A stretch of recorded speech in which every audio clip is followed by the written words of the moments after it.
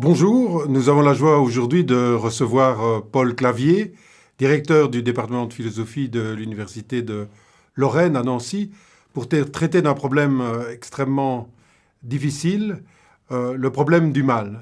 Alors, Paul Clavier, bonjour. Bonjour Dominique. Je voudrais, comme première question, vous poser la question de savoir le mal. Qu'est-ce que c'est? Quels sont les différents types de mots? Peut-on donner une typologie? Qu'est-ce que c'est?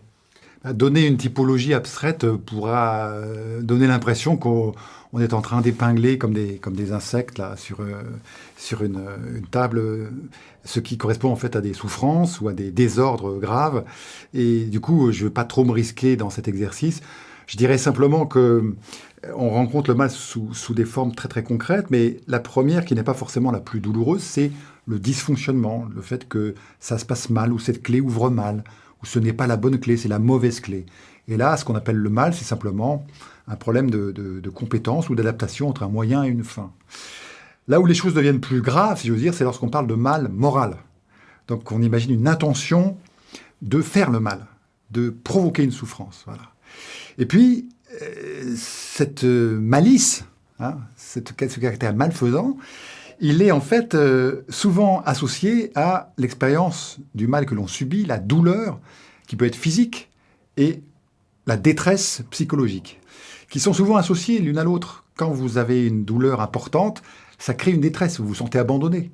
On vous dit qu'on ne va pas pouvoir vous soigner ou pas tout de suite, et là, voilà. Est-ce qu'on peut imaginer une douleur sans la détresse psychologique qui l'accompagne?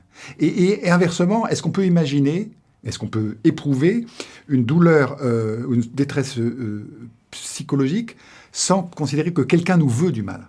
Je vais prendre un exemple très simple. Je vais chez le dentiste. Je suis sur mon siège et puis on commence à m'anesthésier, tout va très bien. Je me sens pas très bien, mais enfin je me dis au moins je peux être soigné. Et puis les dentistes belges, c'est bien connu, sont de très bonne qualité. D'ailleurs, on en importe en France. Bon. Et en revanche, si à un moment donné le dentiste se met à ricaner et à me dire tu vas en baver, à la limite je pourrais avoir la même douleur, mais l'intention mauvaise que je perçois va me plonger dans un état de détresse. Je me sentirais abandonné, voire même victime d'une maltraitance. Donc, vous voyez, le mal se glisse un peu partout et il est difficile de dire il est là, là ou là. Il est difficile de dire si le mal est uniquement dans les dysfonctionnements, s'il est uniquement dans les mauvaises intentions, ou s'il est dans l'expérience de la douleur ou de la détresse.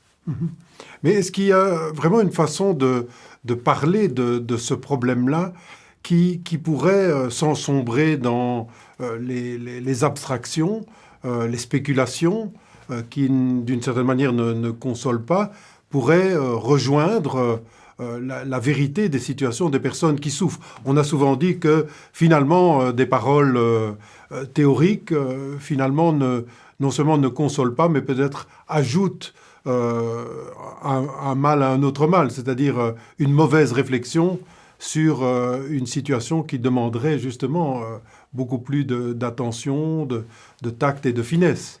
La première réponse à la question du mal, c'est le soin. C'est la prise en compte d'une souffrance donnée ou d'une situation mauvaise, pénible. Et c'est l'entraide, la solidarité ou l'intervention d'un corps médical. Voilà, il ne faut pas oublier que les philosophes ou les essayistes qui font des réflexions sur le mal devraient penser qu'avant eux, il y a des corps de métier ou des êtres humains qui exercent leurs responsabilités. Moi, j'aime beaucoup ce prélude à une déclaration des obligations de tout être humain, qui était signée par la philosophe Simone Weil en 1942. Elle avait été pressentie pour être la rédactrice de la Constitution de la future République française après la Seconde Guerre mondiale. Et elle disait « Tout homme est lié par une obligation inconditionnelle de remédier aux mutilations de l'âme et du corps de toute autre personne. » C'est le premier devoir humain, c'est d'atténuer la souffrance de l'autre. Voilà. Alors après, évidemment, lorsque des philosophes arrivent et font des systèmes sur le mal, le mensonge, le mal et l'erreur, le mal et la vérité, etc., ça fait froid dans le dos, mais d'un autre côté, on ne peut pas s'empêcher de poser ces questions. On ne va pas non plus interdire toute réflexion sur le mal au motif que celui qui l'a fait est sur le bord du rivage en train de contempler les tsunamis ou les détresses des autres. Donc il faut bien parler. Puis on veut pas, l'animal humain est un animal qui cherche des explications. Donc c'est normal que nous cherchions des explications à cette souffrance qui ravage l'humanité, psychologiquement, psychiquement, à ces maladies nouvelles qui plongent dans la détresse des millions et des millions de familles, et puis aux catastrophes naturelles. Toutes ces questions sont légitimes. Et évidemment, celles qui sont victimes, les personnes qui sont victimes de ce mal qui submerge, peuvent trouver de très mauvais goût les réflexions que font les autres, mais il ne faut pas non plus croire que l'humanité se diviserait en deux camps étanches, d'un côté ceux qui souffrent et de l'autre côté ceux qui parlent de ceux qui souffrent. Les philosophes aussi ont des cancers, ont des parents qui sont atteints d'Alzheimer, etc., hein, ou des membres de leur famille qui disparaissent dans des inondations. Donc je pense que c'est faire un mauvais procès aux philosophes ou à l'essayiste de dire « Ah bah oui, vous parlez du mal, mais vous n'êtes pas une victime ». Et puis, nous sommes tous des victimes en puissance, ne serait-ce que parce que la maladie et la mort, un jour, vont nous rattraper. Bien sûr. Et y aurait-il une manière de mener une réflexion de fond en philosophie qui serait plus respectueuse, justement, du concret de l'expérience de la souffrance? Alors oui, je pense que la plainte que vous avez fait entendre tout à l'heure va quand même dans une bonne direction, et de dire, attention, les discours conceptuels sont une chose qui permet de structurer un débat, mais les réponses empiriques et le vécu de certaines situations de souffrance physique ou de souffrance morale sont à prendre en compte. Et il n'est pas impossible de les conjuguer. Hein. Dans une interrogation sur le mal, comment endiguer le mal, d'où vient-il, où va-t-il, etc., il est tout à fait légitime de donner la parole aux personnes qui expérimentent ce mal. Et moi, je voudrais donner un exemple intéressant, c'est le philosophe Paul Ricoeur. Dieu sait si je ne suis pas un grand adepte de cette phénoménologie narrative, mais enfin, qui, après avoir renoncé à traiter le problème du mal, en considérant que tous les discours philosophiques sur le mal étaient odieux, eh bien, s'est mis à l'écoute du corps médical, est allé dans les tribunaux pénaux pour voir comment les coupables de crimes, voire de meurtres importants, s'identifiaient, réagissaient, est allé dans les hôpitaux, dans les unités de soins palliatifs, et a été au contact de cette souffrance, de ces situations d'injustice ou de souffrance physique ou psychique, et a permis de donner une coloration à son discours sur le mal qui est autrement plus impressionnante qu'effectivement des élucubrations en l'air. Donc on pourrait dire que peut-être la manière de travailler le problème du mal d'un point de vue philosophique serait de retourner à une sorte de réalisme, c'est-à-dire d'aller rejoindre des témoins dans leur souffrance, de prendre en compte la réalité de leur vécu pour pouvoir, disons, dégager un certain nombre de choses qui se jouent dans le concret. Je pense que c'est pas seulement une possibilité, c'est légitime et c'est même indispensable. Sinon, de quoi on parle? Si nous conceptualisons, vous me posez la question, qu'est-ce que le mal? Tout de suite, on a des idées, on a des représentations. Mais il y a des situations empiriques, vécues, hein, et le terme ici empirique a aussi le sens, ça empire souvent. C'est pas simplement l'expérience, parfois ça empire. Hein, et là, il faut effectivement accepter de prendre des leçons. Hein, écoutez ceux qui vous disent je ne peux pas entendre parler de quelqu'un qui me dirait que le mal est le prix à payer pour la liberté des êtres humains. Il faut l'entendre, mais ça ne veut pas dire non plus qu'il suffit de faire un micro-trottoir pour tout de suite avoir des réponses. Hein. Je pense que nous sommes, nos cerveaux sont sélectionnés ou programmés ou adaptés ou câblés de façon à poser des questions à un certain niveau de généralité. N'oublions jamais que l'origine de ces concepts généraux, mal, souffrance, détresse, c'est des situations singulières dans lesquelles telle personne est en proie au déchirement, à un sentiment d'abandon, d'échec ou de détresse. Et bon, on les prend en compte. Et il y a un équilibre à trouver qui n'est pas facile. Je pense que c'est un exercice... Mais je pense que cette ligne directrice à la fois une spéculation avec les exigences de la rationalité, mais un profond respect des situations concrètes et de la parole de ceux qui souffrent, cette articulation pourrait peut-être doit définir le chemin. Cette question du mal, elle n'est pas comme ça une question récréative. tout le monde se la pose, le mal économique, le mal climatique, le mal politique, l'oppression, la domination, l'inégalité, qui sont des figures du mal qui, contrairement à ce qu'on pourrait croire, continuent de s'accroître dans le monde. Hein. Je pense que pour essayer d'avoir une petite intelligence de ce qui se passe, on est bien obligé de conceptualiser, d'argumenter, mais également de faire venir à la barre des témoins, hein, qui peuvent dire... Et alors le témoin qui va raconter son expérience de malheur ou de souffrance n'est pas forcément un témoin, j'allais dire, à charge. Il ou elle est parfois très indiqué pour indiquer des solutions ou des pistes, hein, de sortie de crise. Hein. Je pense notamment pour ces mots politiques énormes qui ont été des affaires comme le génocide rwandais. Hein, il y a aujourd'hui une génération de témoins qui s'est levée en disant comment eux ont renoncé à la vengeance, hein, pour pouvoir, alors qu'ils étaient vraiment, c'était pas des bons sentiments, on va pas se venger parce qu'il faut tendre la joue gauche. Non, non. Moi j'ai entendu une personne, une Rwandaise, disant je voulais découper ma tante à coups de lame de rasoir parce que c'est elle qui avait livré ma famille. Et qui ensuite témoigne, elle, moi je ne pourrais pas le faire à sa place, hein, mais qui témoigne qu'elle a compris que sa vocation d'être humain, c'était au contraire de ne pas rajouter un nouveau mal au mal, mais d'essayer de trouver les moyens d'une réhumanisation, y compris de celle qui avait fait tant de mal à sa famille et à elle-même. Je pense que ça, c'est un des points importants de votre réflexion, d'insister sur l'argument et le témoignage qui est vital de la part de personnes qui ont vécu, qui ont enduré ce mal et qui peuvent, de l'intérieur de ces situations, alors indiquer des pistes. Alors, et je voudrais, pour terminer, arriver sur, évidemment, des pistes qui sont apparues aussi dans l'histoire de la pensée, dans l'histoire de l'humanité. Ce sont des pistes qui pointent en direction des grandes traditions religieuses, et en particulier la tradition chrétienne. Donc, dans ce contexte religieux, on a, dans le fond, donné des pistes en parlant de rédemption, d'un Dieu sauveur, etc. Mais tout de suite, bien entendu, sont venues des objections. Oui, mais enfin, comment un Dieu bon pourrait-il tolérer ces maux? N'y a-t-il pas là quelque chose un paradoxe insoluble? Alors, quelle serait votre analyse de ces pistes et de ces objections? Dominique, la question est énorme, hein, mais il faut prendre en compte qu'elle est vraiment légitime, et il est sans doute à remarquer que trop longtemps peut-être, les défenseurs de telle ou telle tradition religieuse, dans le judaïsme, dans le christianisme, dans l'islam et dans d'autres, dans l'hindouisme notamment, ont mis une sorte de voile sur le mal. C'est une illusion où on n'a pas bien regardé. Si on a vraiment confiance, on sait que le mal, tout ça.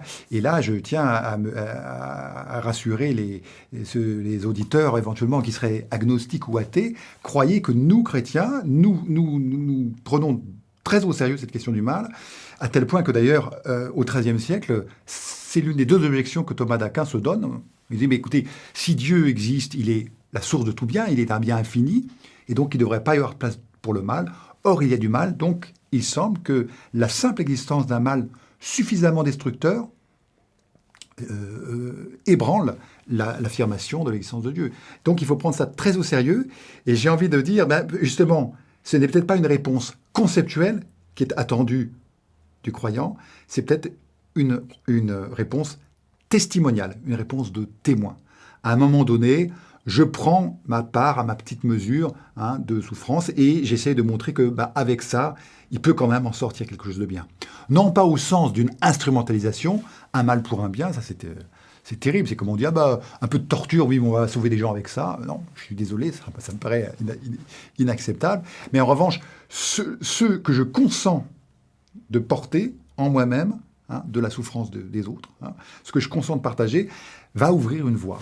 Hein. Mm-hmm. Mais évidemment, dans la perspective religieuse, la solution n'est pas strictement humaine. Mm-hmm. Il y a, vous le disiez à l'instant, l'idée d'un salut, d'une rédemption, qui est une opération de sauvetage miraculeux. Hein, osons le dire, les croyants de religion font intervenir Dieu. Ce n'est pas uniquement des valeurs comme ça, des valeurs humaines qui seraient comme ça rendues décoratives grâce à quelques églises, mosquées ou synagogues. Non, non, non. Il s'agit de quelque chose de beaucoup plus profond. C'est vraiment l'idée que Dieu intervient dans l'histoire. Mais ça ne rend que plus aigu la détresse de personnes qui disaient « alors donc Dieu m'a oublié, Dieu ne m'a pas entendu ». Et là, une des réponses possibles, une des suggestions, une des pistes possibles, c'est peut-être que Dieu considère que l'humanité est une famille dans laquelle les uns sont responsables des autres. On pourrait imaginer un Dieu qui se donne comme ça des partenaires humains, hein, en disant, voilà, il y a des femmes et des hommes, chacune règle ses comptes avec moi, s'ils sont méchants, paf, bien, ils se perdent eux-mêmes, s'ils sont bons, ils sont sauvés. Hein. Mais non, nous sommes dans un monde où le bien que je fais bénéficie à d'autres, et le mal que je fais peut aller jusqu'à détruire l'autre. C'est une responsabilité énorme, et je conçois très bien que des gens puissent dire « je ne suis pas d'accord avec un Dieu qui permet à une de ses créatures de détruire une autre créature alors qu'elle n'a même pas donné son consentement. C'est un vrai... C'est d'ailleurs pourquoi beaucoup de religions ne parlent pas d'un problème ou d'une question du mal, mais d'un mystère du mal. Hein. Mais parler de mystère, c'est pas se dire bon, c'est un mystère donc on n'y comprend rien, car nous sommes, nous, sur cette terre, hein, avec pour mission de rendre cette terre la plus habitable possible, hein, et faire en sorte que les biens et les richesses puissent affluer entre les mains de tous et non pas être confisqués entre les mains de quelques-uns. Peut-être qu'il y a effectivement une idée intéressante dans le fait que ce n'est pas un problème individuel et que de fait le problème de la souffrance de l'autre doit aussi me provoquer et je suis moi-même responsable du bien commun et du bien de l'autre. C'est vrai que ça change un peu la perspective sur la question, sur cette question que nous posons sur un arrière-fond théologique, la question d'un bien commun et d'une responsabilité de chacun pour chacun, qui est quelque chose qui souvent passe inaperçu dans un monde très, très individualiste. Maintenant, c'est vrai que reste cette énigme, ce mystère d'un Dieu qui fait être un monde qui donne la liberté et dans lequel, effectivement, nous nous retrouvons embarqués dans toute une série de situations. Mais face à des personnes qui, dans le fond, désespéreraient, que pourrait-on leur donner comme lumière pour éclairer cette détresse? Est-ce qu'il y a une manière de dire que dans la tradition chrétienne, peut-être Dieu lui-même rejoint la personne dans cette absence de lumière Moi, j'ai envie de répondre à deux niveaux. Il y a d'une part, il y a dans l'histoire de l'humanité, et pas seulement dans la tradition chrétienne, même si j'espère qu'elle s'illustre en la matière, des témoins d'un surcroît de non-violence ou de bonté, là où au contraire on attendait la vengeance. Regardez des personnalités comme Nelson Mandela, 27 ans et 6 mois en prison, en s'interdisant de haïr ses bourreaux, en refusant ce que sa compagne Winnie Mandela voulait, à savoir une action violente, et pour un résultat qui quand même, bon, l'Afrique du Sud n'est peut-être pas devenue un paradis du jour au lendemain, mais enfin, sortir de l'apartheid, même s'il y a encore de gros progrès à faire, c'est quelque chose d'inouï. Hein. Bon. Gandhi, la démarche de Gandhi, c'est quand même étonnant. Alors on dit, ah oui, mais il a été influencé par le christianisme, puisqu'il a rencontré des Quakers quand il était à Londres. Bon, ça c'est la première réponse. Il y a des témoins, chrétiens ou non, de cette possibilité de lutter contre le mal sans recourir au mal. Et puis, il y a effectivement cette dimension, alors c'est vraiment l'espérance chrétienne, de l'incarnation, à savoir un Dieu qui ne se contente pas d'exiger de ses créatures des efforts, allez, partagez un peu, gênez-vous un peu pour mieux vous aimer, etc. Non, mais qui plonge lui-même dans l'expérience de la souffrance. Là, c'est très mystérieux. Comme un Dieu créateur, de qui tout dépend, peut vraiment éprouver dans sa chair, donc d'abord il faut qu'il s'incarne, hein, que ce ne soit pas juste une apparence, hein, et comment peut-il vraiment rejoindre la souffrance? Là il y a quand même une dimension de foi, hein, c'est pas uniquement sur le papier, ah bah oui, Jésus est mort sur la croix pour mes péchés. Je pense que ça ne convainc pas tout le monde. Là encore, nous avons besoin de témoins, mais la force quand même de l'espérance chrétienne, elle est là, c'est que je ne suis jamais seul dans la souffrance, hein, et que en tout point de la planète où quelqu'un souffre, le Christ souffre avec lui. Mais pour faire avaler ça à un être humain, eh bien, on a quand même besoin de témoins. Et les chrétiens, c'est ce qu'on entend d'eux aujourd'hui, c'est qu'ils disent, bah, écoutez, vous nous parlez d'un Dieu qui souffre avec nous, souffrez avec nous, et puis ensuite ressuscitez avec nous. Oui, donc je pense que l'expérience ou la prise en compte d'expériences de personnes qui découvrent qu'un Dieu n'est pas seulement le Dieu lointain, mais le Dieu qui se fait l'un de nous et qui va jusqu'au bout de la souffrance humaine et de chaque cas individuel pour, d'une certaine manière, retirer ce monde vers lui, et peut-être quelque chose qui donne à penser, peut-être seul un Dieu capable de se faire petit et de rejoindre la souffrance de l'homme. Peut-être seulement ce Dieu-là pourrait être le Dieu rédempteur, celui qui peut sauver de la souffrance parce que lui-même l'a connu et parce que lui-même peut nous en délivrer. Une réflexion simple, c'est que vous pouvez vraiment aider quelqu'un que lorsque vous arrivez à un degré d'empathie très profonde avec ce qu'il ressent ou ce qu'elle ressent. Sinon, vous lui donnez des conseils, etc. Mais si vous n'êtes pas passé par là, vous aurez beau être gentil, dévoué, etc. Voilà. Et l'aide qu'un être humain peut recevoir dans sa vie, lorsqu'elle vient de quelqu'un qui est passé par le même chemin, alors ça, c'est extrêmement précieux. C'est extrêmement précieux. Oui. Et le défi, mais c'est une proposition, c'est pas une solution, c'est pas une réponse, c'est une question. Dans l'Évangile, le Christ pose cette question. Et pour vous, qui suis-je ? Est-ce que vous croyez que je suis vraiment venu dans ce monde partager tout ce qu'il y a de plus merveilleux, naître, vivre, découvrir l'amitié, la joie, etc., mais aussi découvrir ce qu'il y a de pire. La torture, la trahison, l'abjection, être pris pour un fou, pour un cinglé qui se prend pour le fils de Dieu, etc. Donc vraiment, la déconsidération la plus totale. Et ça, c'est une proposition. Et je pense qu'effectivement, on pourrait terminer sur ce point, qui est peut-être le fil conducteur un peu de notre entretien et aussi des travaux que vous avez faits. C'est dans le fait de rejoindre la souffrance individuelle, dans les témoignages de personnes qui l'ont connue, ou en se dévouant soi-même pour aller à la rencontre de la personne souffrante et apprenant d'elle quelque chose de notre humanité.